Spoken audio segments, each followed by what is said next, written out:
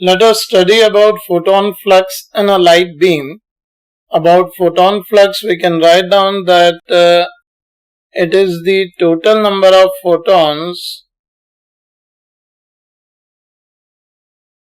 crossing a given section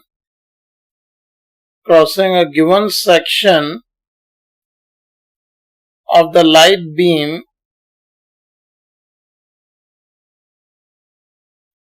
per unit area per unit time.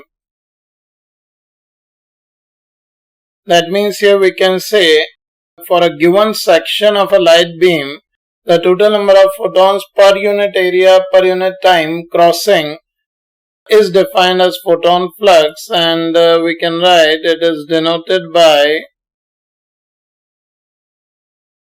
the symbol phi p. Let's have a look on a situation here.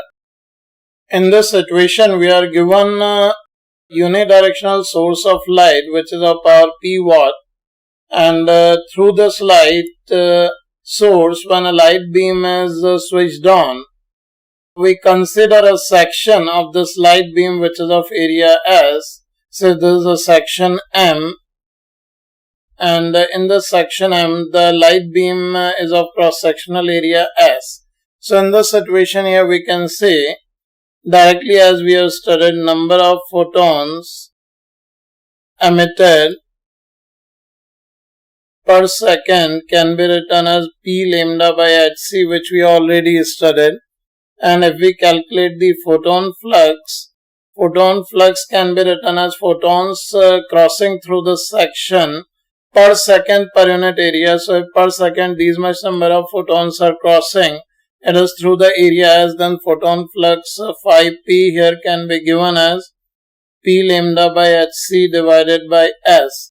So here it can be written as P lambda by S Hc, and power upon the cross-sectional area of light beam we can write as intensity of beam. So it can be written as I lambda by Hc, where we can write I is equals to P by S.